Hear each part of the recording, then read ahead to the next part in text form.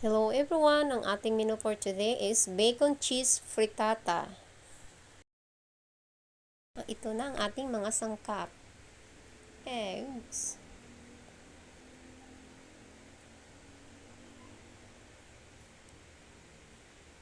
cheese,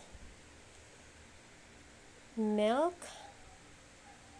onion spring, salt and pepper, bacon, 2 tablespoons butter, and then the bell pepper. Ayan po ang ating sangkap. Pwede rin po yan siyang vegetable frittata. Pwede rin broccoli, ganun. So, sa akin wala akong vegetable kaya ganyan. So, dapat large yung egg. So, hindi naman large sa akin. Dinagdagan ko lang ng isa. Ayan, imimix na po natin. Imimix na natin sila, no? Yung egg, milk, butter, salt and pepper. Yan, imimix na natin din. Yan.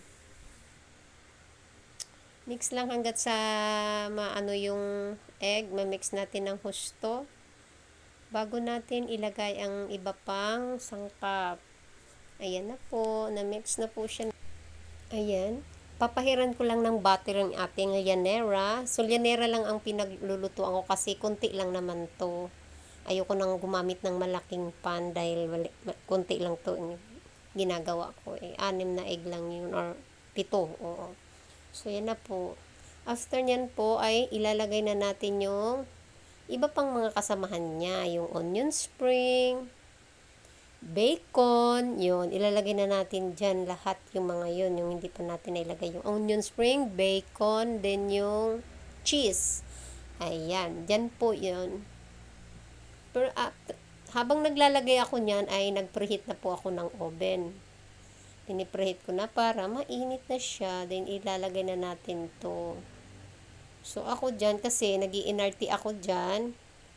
Dapat wala naman talagang keso na topping sa taas. Wala lang, inarte ko lang dahil meron akong kesong square. So, pinatungan ko na lang din. Kasama sa NRT. Nag-i-NRT din ako dyan. Pero itong frittata, pwede may vegetable ha. Pwede siya sa vegetable, yung mga broccoli, mga ganun. Pwede siya, may tomato. Basta vegetable frittata, pwede rin po. Ganun pa rin yun, with egg and cheese pa rin. So, pwede nyong lagyan na lang ng vegetable. Ganun. Pwede siya sa mixed vegetable. Yun ang kainaman dito. Pwedeng gawin ng ganun. Wala kasi akong stock na vegetable, kaya yan na lang din naisip ko.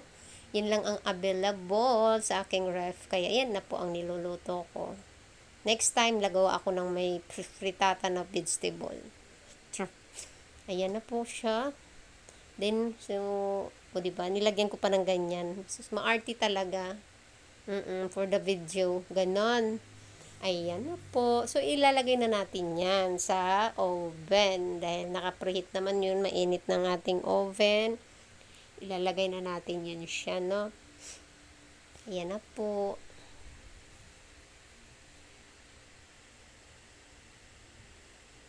Ayan na. Lagay natin sa oven.